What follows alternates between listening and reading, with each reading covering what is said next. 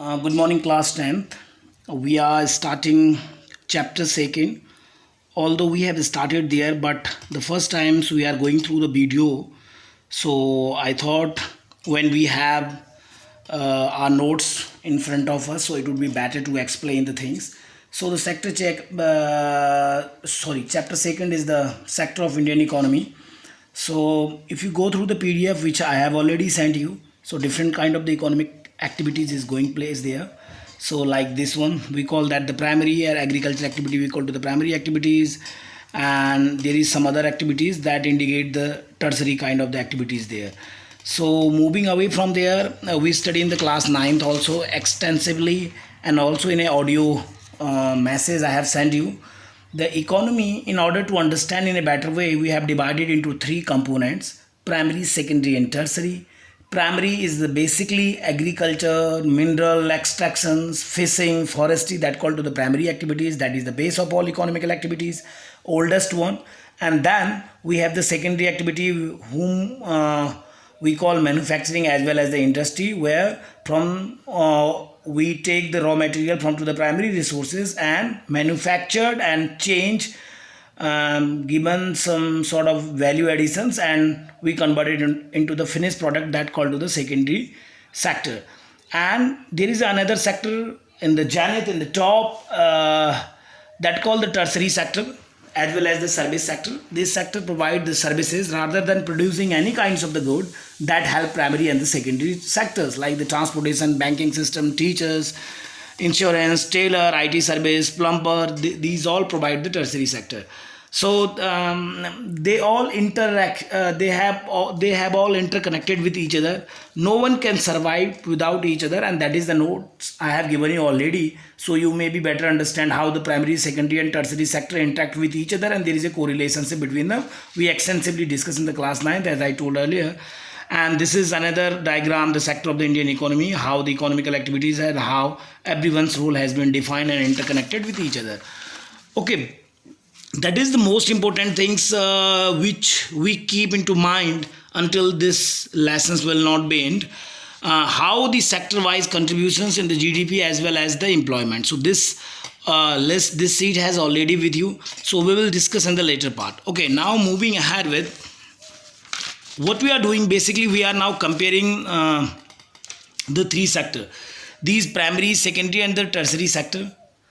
Everyone has his own productions or the service kind of the natures. Everyone has their own role in the GDP, like the primary has a 90% in the total GDP, and 27% the secondary, and tertiary 54%. And there is also different percentage up to the workforce working or employing in these sectors. So we discussed about this in the last lecture. Now we are moving ahead. Apart from how many people are working and how much of the each sector contributing, we have discussed about the nodes. So what we have to be understand now,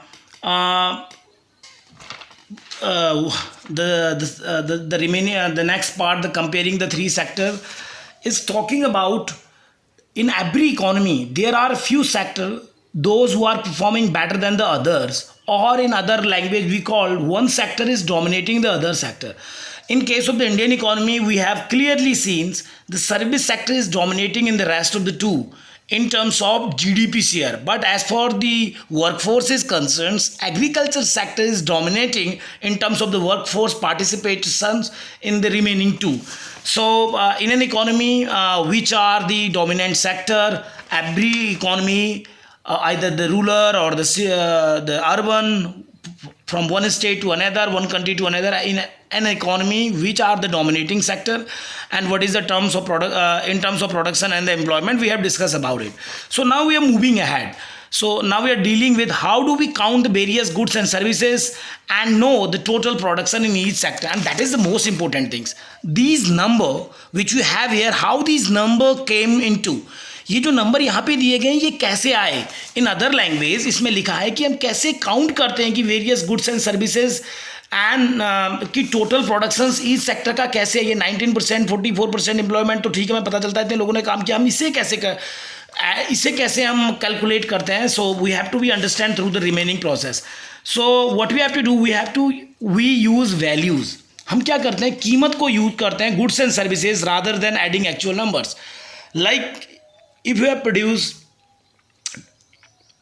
10 quintals of the wheat and someone is producing 100 liters of the milk, so rather than counting the actual number, the the quantity of the product, what we do, basically we add the value. So look here, one example is there. If one is producing the biscuit, so rather than producing how many packets they are producing the biscuit, that doesn't matter for us.